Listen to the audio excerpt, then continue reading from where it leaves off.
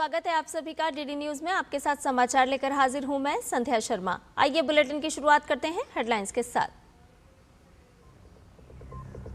संसद के दोनों सदनों में आज कई अहम विधेयक सूचीबद्ध। लोकसभा में कराधान और अन्य विधियां संशोधन विधेयक 2026 पर होगी चर्चा। राज्यसभा में लंबित विधेयकों पर चर्चा संभव।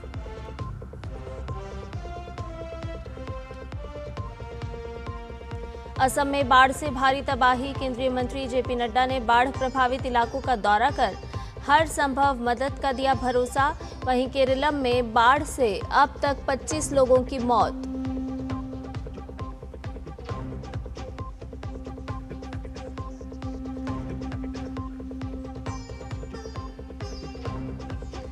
जम्मू कश्मीर में लश्कर के आतंकी मोहम्मद लतीफ भट्ट पर 15 लाख रुपए का इनाम। सुरक्षा बलों ने जगह जगह लगाए पोस्टर। लतीफ टारगेट किलिंग की कई घटनाओं में शामिल।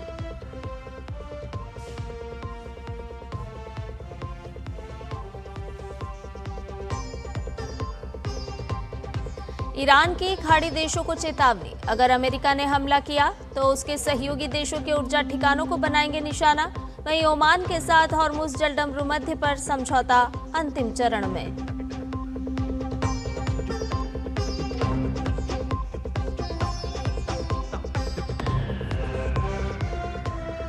और भारत में होने वाली विश्व बैडमिंटन चैंपियनशिप का ड्रॉ घोषित।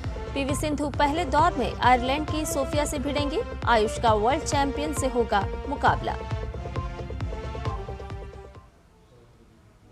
आइए सभी खबरों को विस्तार के साथ जानते हैं। संसद के दोनों सदनों में आज कई अहम विधेयक सूचीबद्ध हैं। लोकसभा में आज वित्त संबंधी विधेयक, कराधान और अन्य विधियां संशोधन विधेयक 2026 पर सदन में चर्चा होगी। कराधान और अन्य विधियां संशोधन विधेयक का उद्देश्य भारत को ग्लोबल कैपिटल, मैन्युफैक्चरिंग और बिजनेस के लिए ज्यादा आकर्षक और भरोसेमंद जगह बनाना है।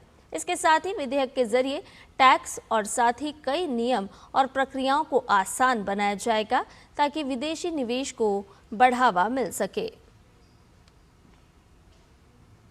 वहीं राज्यसभा में आज लंबित विधेयकों पर चर्चा होगी। वित्त मंत्री निर्मला सीतारमण 31 मार्च 2023 को समाप्त हुए वित्तीय वर्ष के दौरान कुछ सेवाओं पर स्वीकृत अनुदान से अधिक हुए व्यय की भरपाई के लिए भारत की संचित निधि से धन के विनियोग को अधिकृत करने संबंधी विधेयक, जिसे लोकसभा पहले ही पारित कर चुका है, उस पर सदन में विचार करने का प्रस्ताव पेश करेंगी। दिल्ली में भारत और अफ्रीकी देशों के बीच आपसी रिश्तों के एक और ऐतिहासिक पड़ाव का जश्न मनाया गया। राजधानी में आयोजित अफ्रीका दिवस 2026 के भव्य समारोह में अफ्रीकी देशों के मिशन प्रमुखों और राजनयिक समुदाय ने बढ़ चढ़कर हिस्सा लिया। इस अवसर पर विदेश मंत्री डॉक्टर एस जयशंकर ने मुख्य रूप से शिरकत की और भारत तथा अफ्रीका के बीच सदियों पुराने संबंधों को अहम बताया।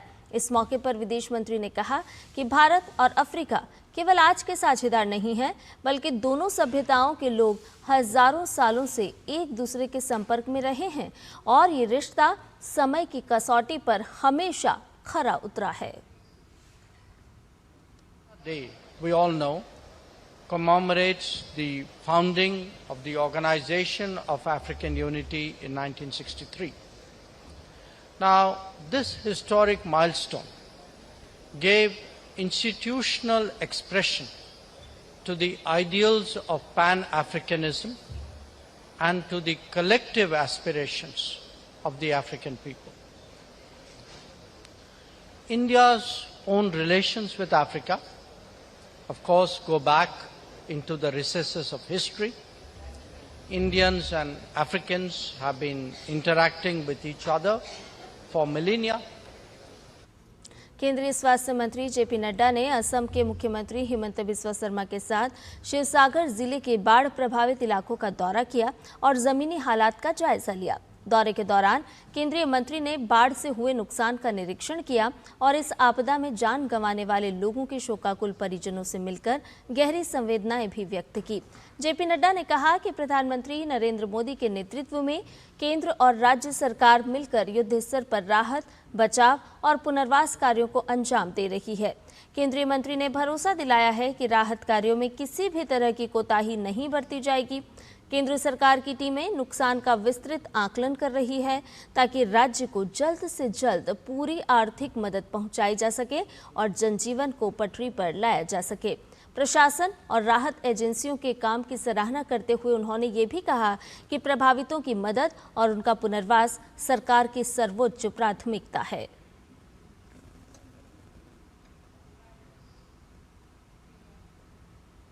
केरल में लगातार हो रही बारिश ने जनजीवन को बुरी तरह से प्रभावित कर दिया है। राज्य के कई जिलों में बाढ़ की स्थिति बनी हुई है, जबकि राहत और बचाव अभियान युद्ध स्तर पर जारी है। केरल में बाढ़ से अब तक 25 लोगों की मौत हो चुकी है, जबकि 4 लोग अभी भी लापता हैं। इसके साथ ही 18,000 से ज्यादा लोग राहत शिविरों में शरण लिए हुए हैं और सैकड़ों परिवार बाढ़ की त्रासदी से जूझ रहे हैं। पथानामथिट्टा जिले का दौरा करने के दौरान मुख्यमंत्री ने प्रत्येक प्रभावित परिवार को 10,000 रुपए की तत्काल वित्तीय सहायता देने की घोषणा की है। साथ ही जिला प्रशासन को राहत कार्यों में तेजी लाने के लिए पूर्ण प्रशासनिक और वित्तीय अधिकार भी सौंप दिए गए हैं। मुख्यमंत्री ने कहा कि नदियों में गाद जमा होने से जल निकासी क्षमता प्रभावित हुई है, जिसे दूर करने के लिए त्वरित कदम उठाए जाएंगे। वहीं कन्नूर जिले के पुलिंगोम में बाढ़ के दौरान लोगों की जान बचाते हुए अपने प्राणों की आहुति देने वाले स्विमिंग इंस्ट्रक्टर आर राजेश को पूरे राज्य में श्रद्धांजलि दी जा रही है। मुख्यमंत्री वी.डी. सतीसन तिरुवनंतपुरम स्थित उनके आवास पर पहुंचे और शोक संतप्त परिवार से मुलाकात कर संवेदनाएं व्यक्त की। एयर इंडिया ने अपने नए सीईओ और मैनेजिंग डायरेक्टर का ऐलान कर दिया है। कंपनी ने टेवुल्डे गैब्रे मारियम को ये जिम्मेदारी सौंपी है। वो कैंपबेल विल्सन की जगह लेंगे। टेवुल्डे गैब्रे मरियम इससे पहले इथियोपियन एयरलाइंस के सीईओ रह चुके हैं। उनके पास वैश्विक विमानन क्षेत्र में लंबा अनुभव है। एयर इंडिया ने कहा कि उनकी नियुक्ति का उद्देश्य एयरलाइन के विस्तार, परिचालन क्षमता और वैश्विक स्तर पर प्रतिस्पर्धा को मजबूत करना है। रुक करते हैं अगली खबर का। जेपीएससी और जेएसएससी परीक्षाओं में कथित अनियमितताओं के खिलाफ हो रहे प्रदर्शन के बीच झारखंड विधानसभा का मानसून सत्र आज से शुरू हो रहा है। विधानसभा का ये सत्र 12 अगस्त तक चलेगा। 5 दिनों के कार्य दिवस वाले सत्र के पहले दिन आज सामान्य कामकाज ही निपटाए जाएंगे। शोक प्रस्ताव के अलावा बजट सत्र के दौरान सरकार के आश्वासनों पर हुई कार्रवाई से संबंधित एक्शन टेकन रिपोर्ट पेश की जाएंगी। वित्त वर्ष 2026-27 का पहला अनुपूरक बजट 7 अगस्त को विधानसभा में पेश किया जाएगा। इस बार पूरा सत्र हंगामेदार होने की संभावना है। 7 दिनों के इस संक्षिप्त सत्र में सत्ता पक्ष और विपक्ष के बीच जोरदार राजनीतिक रस्साकशी देखने को मिल सकती है। इस बार जेपीएससी और जेएसएससी परीक्षाओं में कथित अनियमितता व नियोजन के मुद्दों को लेकर विपक्ष सत्ता पक्ष को चौतरफा घेरने की रणनीति बना चुका है। युवाओं और रोजगार से जुड़े इन संवेदनशील विषयों पर विपक्ष सदन में बेहद मुखर रहेगा। दूसरी ओर सत्ता पक्ष भी विपक्ष के हर वार का करारा जवाब देने के लिए पूरी तरह से तैयार नजर आ रहा है। जेपीएससी के मुद्दे पर सरकार नीट परीक्षा पेपर लीक मामले को अपना मुख्य हथियार बनाकर भाजपा पर पलटवार करने की तैयारी में है। झारखंड विधानसभा अध्यक्ष रविंद्रनाथ महतो ने कल आयोजित सर्वदलीय बैठक में सभी विधायकों से मानसून सत्र के दौरान सदन की कार्यवाही के सुचारू संचालन में सहयोग करने की अपील की है। जम्मू कश्मीर पुलिस और सुरक्षा एजेंसियों ने लश्कर-ए-तैयबा के वांछित और कुख्यात आतंकी मोहम्मद लतीफ भट्ट की गिरफ्तारी में मदद करने वाली पुख्ता सूचना देने वालों के लिए 15 लाख रुपए के नकद इनाम की घोषणा की है। सुरक्षा बलों ने उसकी तलाश तेज करते हुए श्रीनगर के कई प्रमुख और व्यस्त इलाकों में उसके वांटेड पोस्टर चस्पा कर दिए हैं। पुलिस के आधिकारिक रिकॉर्ड के अनुसार कुलगाम निवासी 22 वर्षीय मोहम्मद लतीफ भट्ट ने हाल ही में 22 जुलाई को अनंतनाग के एक भीड़भाड़ वाले बाजार में हेड कांस्टेबल आशिक हुसैन की गोली मारकर हत्या कर दी थी। इसके अलावा वो घाटी में हाल ही में हुई अन्य टारगेट किलिंग की घटनाओं में भी मुख्य संलिप्त माना जा रहा है।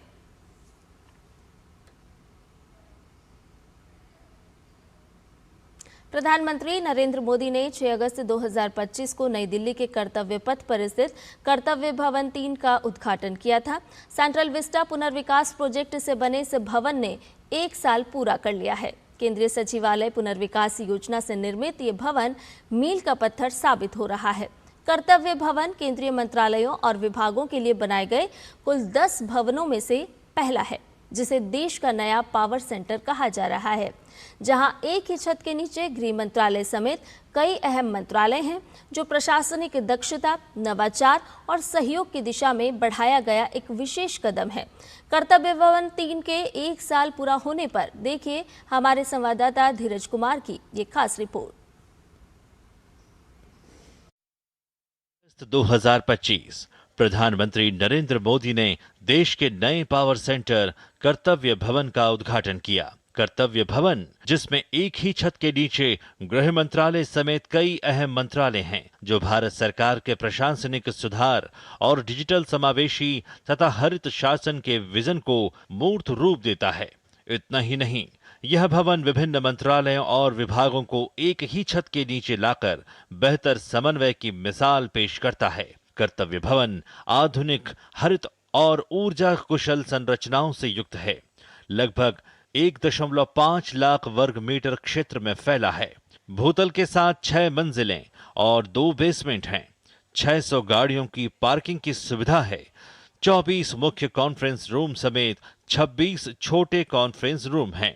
इमारत में गृह, विदेश, ग्रामीण विकास, MSME, कार्मिक और प्रशिक्षण विभाग, पेट्रोलियम मंत्रालय और प्रधान वैज्ञानिक सलाहकार के कार्यालय स्थित हैं। सारे मिनिस्ट्री डिपार्टमेंट्स भारत सरकार के काफ़ी पास आ गए हैं, सब लोकेटेड हो गए हैं। तो सरकारी काम में जो भी ऑफिशियल कम्युनिकेशंस और फाइल का मूवमेंट भी बहुत फास्ट हो गया है, आसान हो गया है।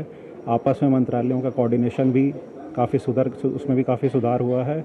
मीटिंग्स काफ़ी अब जल्दी कर सकते हैं। कंसल्टेशन दूसरे डिपार्टमेंट से करने में भी काफ़ी आसानी हुई है। कर्तव्य भवन 3 को GRIHA 4 रेटिंग प्राप्त हरित भवन के रूप में डिजाइन किया गया है, जिसमें डबल ग्लेज्ड कांच, रूफटॉप सोलर पैनल, सौर जल तापक, रेन वाटर हार्वेस्टिंग और उन्नत हीटिंग, वेंटिलेशन और एयर कंडीशनिंग सिस्टम जैसी सुविधाएं हैं।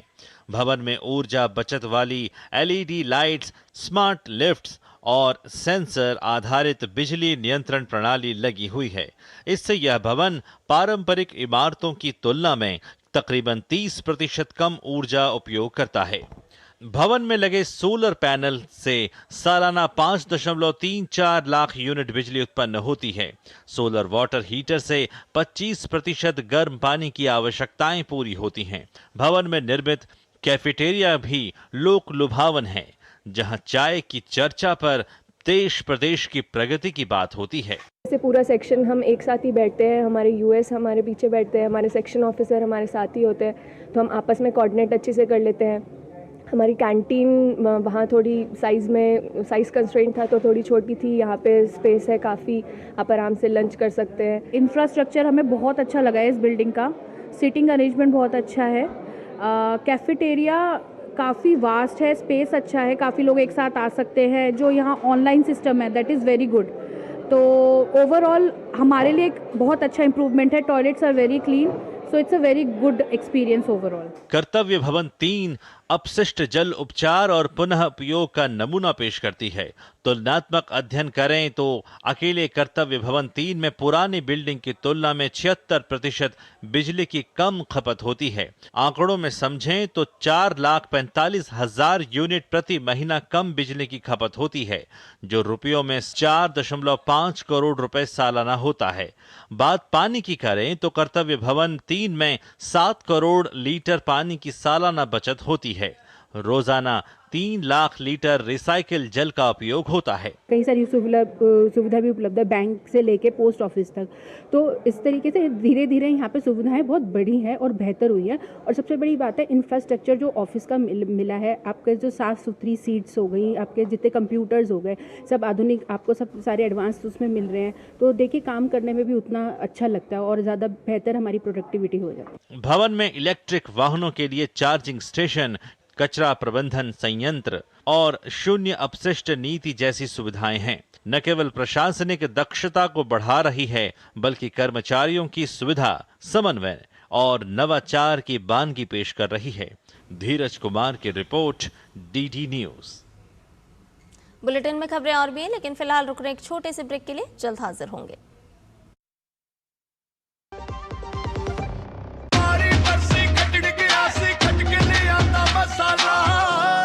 केड़ा मसाला होए, छोलिए दा या लोबिए दा, पंजाबी छोले दा या पिंडी चने दा। अब छोलिया हो या लोबिया, पंजाबी छोले या पिंडी चने, सब कुछ मजेदार बने। जरा सोच के देखिए, आपके पास कुछ ऐसा है जो आपकी दुनिया बदल सकता है। जानते हैं क्या?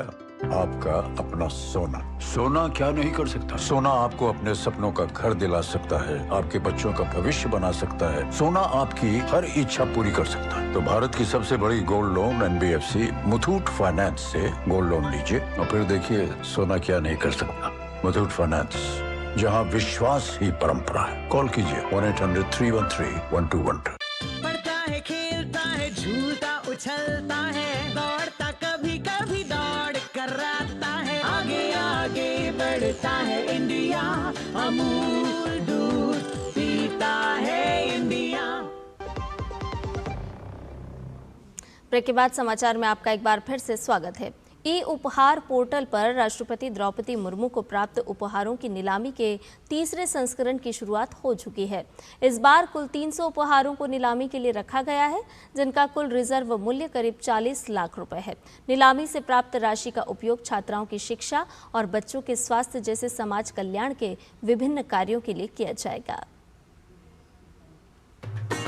राष्ट्रपति द्रौपदी मुर्मू का विजन है कि राष्ट्रपति भवन को वास्तव में राष्ट्र का भवन बनाया जाए, यानी एक ऐसा जन भवन जो देश के हर नागरिक का हो। राष्ट्रपति के इसी विजन के तहत ई उपहार के तीसरे संस्करण की शुरुआत की गई है। तीसरे संस्करण में राष्ट्रपति को प्राप्त 300 उपहारों की नीलामी की जाएगी, जो भारत की समृद्ध कलात्मक परंपराओं, शिल्प कौशल और कूटनीतिक विरासत का प्रतिनिधित्व करती है। उपहार.राष्ट्रपतिभवन.gov.in पोर्टल पर नीलामी प्रक्रिया 5 अगस्त से 5 सितंबर तक चलेगी। ये एक अनूठी पहल है, जिसके तहत नीलामी से प्राप्त राशि का उपयोग समाज कल्याण के विभिन्न कार्यों के लिए किया जाता है।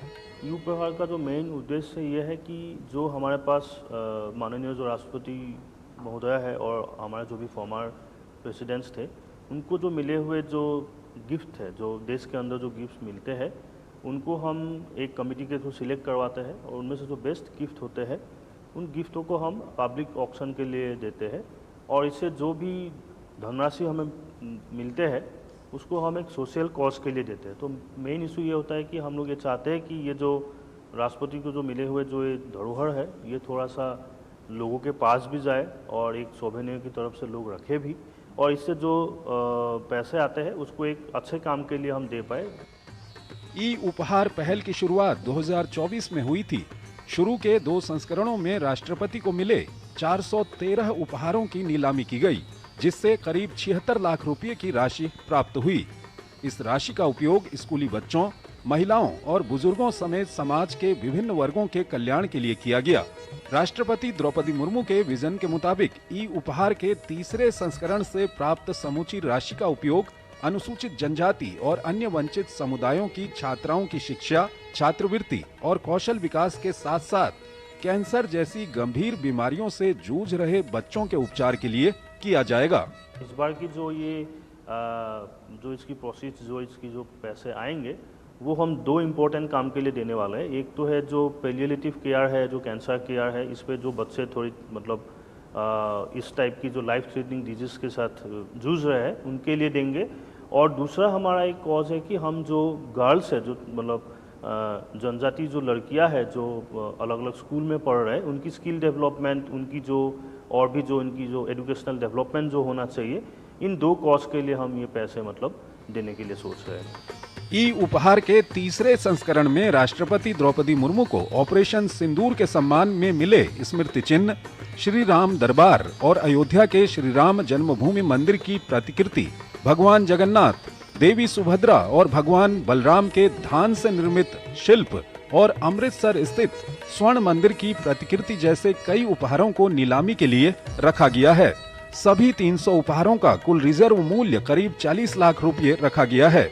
राष्ट्रपति द्रौपदी मुर्मू के कार्यकाल के 4 साल पूरे होने के मौके पर शुरू हुई ये पहल लोक सेवा, समावेशिता और साझा राष्ट्रीय उत्तरदायित्व की भावना को दर्शाती है। निशान सौरभ की रिपोर्ट, डीडी न्यूज, दिल्ली। 6 अगस्त 1945 हिरोशिमा शहर एक आग के गोले में बदल गया।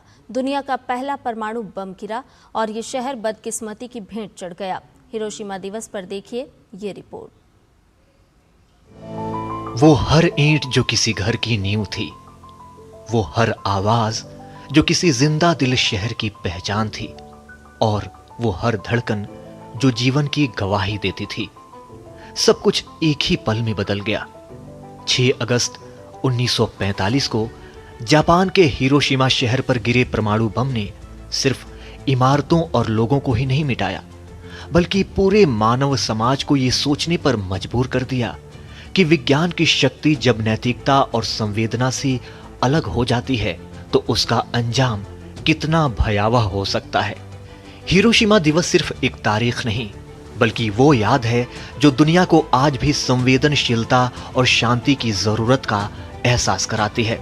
जब अमेरिका का परमाणु बम लिटिल बॉय हिरोशिमा पर गिरा, हजारों जिंदगियां पल भर में मिट गईं। शहर जलता रहा, परिवार राख और धुएं के गुबार के बीच अपनों को ढूंढते रहे। साल बीतते बीतते करीब 1,40,000 लोग मारे जा चुके थे। ये मौतें एक साथ नहीं आई। कुछ लोग मलबे में दबकर या आग में जलकर तुरंत काल के गाल में समा गए। वहीं बचे हुए लोग धीरे धीरे रेडिएशन, गंभीर जलन, आंतरिक चोटों और जहरीले काली बारिश की वजह से दम तोड़ते रहे। हालांकि हिरोशिमा की कहानी सिर्फ दर्द में ही सीमित नहीं रही। पूर्ण विनाश के बाद भी इस शहर ने बदला लेने का नहीं, बल्कि नवीनीकरण और शांति का रास्ता चुना। हिरोशिमा के चश्मदीद अब इतिहास का हिस्सा बनते जा रहे हैं, लेकिन ये शहर आज भी दुनिया को भूलने नहीं देता। स्मृतियां, संग्रहालय और शांति संदेश आज भी हमें याद दिलाते हैं कि परमाणु शक्ति का दुरुपयोग कितना घातक हो सकता है। हिरोशिमा की त्रासदी एक चेतावनी है। यदि हमने इतिहास से सबक नहीं लिया तो भविष्य और भी भयावह हो सकता है। हिरोशिमा की याद हमें हर दिन ये सिखाती है कि शांति ही एकमात्र रास्ता है। Bureau report, DD news. आइए रुक करते हैं अंतर्राष्ट्रीय खबरों का। अमेरिका ईरान युद्ध के बीच ईरान ने खाड़ी देशों को चेतावनी दी है कि अगर अमेरिका ने उस पर नया हमला किया तो वो पूरे क्षेत्र के अहम ऊर्जा ठिकानों को निशाना बनाकर जवाबी कार्रवाई कर सकता है। न्यूज़ एजेंसी रॉयटर्स के मुताबिक ईरान ने अमेरिका के करीबी सहयोगी देशों पर दबाव बढ़ाने के लिए संदेश पहुंचाया है। 2 वरिष्ठ ईरानी अधिकारियों के मुताबिक ईरान के विदेश मंत्री अब्बास अराक्ची ने सऊदी अरब, तुर्की और कतर के विदेश मंत्रियों के साथ बातचीत भी की है। उन्होंने खाड़ी सहयोगी देशों से अपील की है कि वो राष्ट्रपति डोनाल्ड ट्रंप पर दबाव बनाकर ईरान पर नए हमलों को रोकने की कोशिश करें।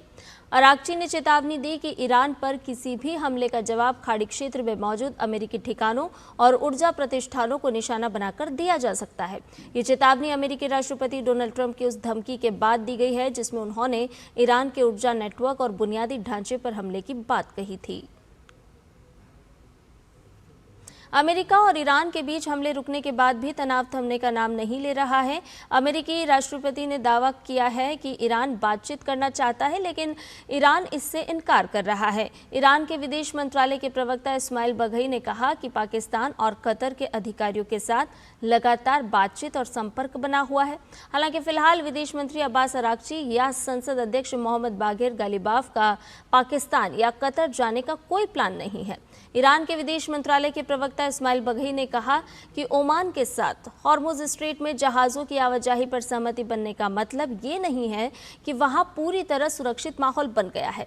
अल जजीरा के मुताबिक उन्होंने कहा कि अगर अमेरिका की सैन्य कार्रवाई और दबाव जारी रहता है तो हॉर्मुज स्ट्रेट की सुरक्षा पर खतरा बना रहेगा। दूसरी ओर अमेरिकी राष्ट्रपति डोनाल्ड ट्रंप ने दावा किया है कि ईरान ने खुद अमेरिका से बातचीत की इच्छा जताई है।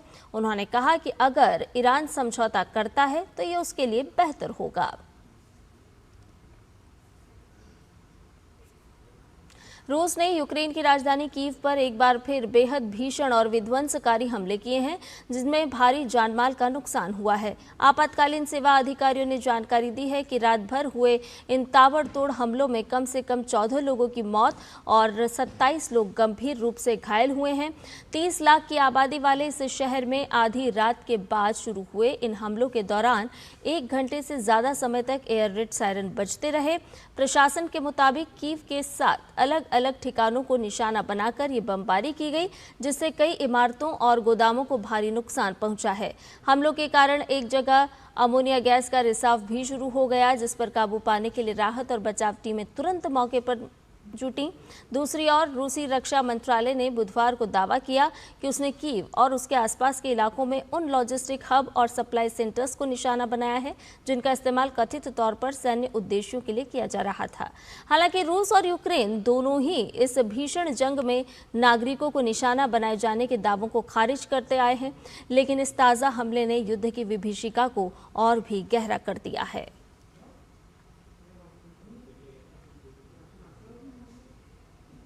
खेल की खबरों में नई दिल्ली में 17 से 23 अगस्त तक होने वाली विश्व बैडमिंटन चैंपियनशिप के ड्रॉ घोषित हो गए हैं, जहां पुरुष एकल में आयुष शेट्टी को पहले ही दौर में मौजूदा विश्व चैंपियन चीन के शी यूकी का सामना करना है। वहीं विश्व बैडमिंटन चैंपियनशिप में भारत की ओर से पदक की प्रबल दावेदार पीवी सिंधु पहले दौर में आयरलैंड की सोफिया नोबल के खिलाफ कोर्ट पर उतरेंगी। सिंधु से खासी उम्मीद रहने वाली है, वो भी एक ऐसे समय जब हाल ही में उन्होंने जापान ओपन का खिताब अपने नाम किया। 2022 वर्ल्ड चैंपियनशिप के कांस्य पदक विजेता लक्ष्य सेन पुरुष एकल के पहले राउंड में ऑस्ट्रिया के कॉलिंस वैलेंटाइन फिलिमोन का सामना करेंगे। वैसे इस ड्रॉ को लेकर भारतीय बैडमिंटन टीम के मुख्य कोच पुलेला गोपीचंद ने संतोष जताया है और उम्मीद भी जताई है कि भारतीय खिलाड़ी अपने हुनर से इस चैंपियनशिप में अपनी छाप छोड़ने में कामयाब रहेंगे। भारत 17 साल बाद BWF वर्ल्ड चैंपियनशिप की मेजबानी कर रहा है। और समाचार में फिलहाल के लिए इतना ही। मुझे दीजिए इजाजत। नमस्कार।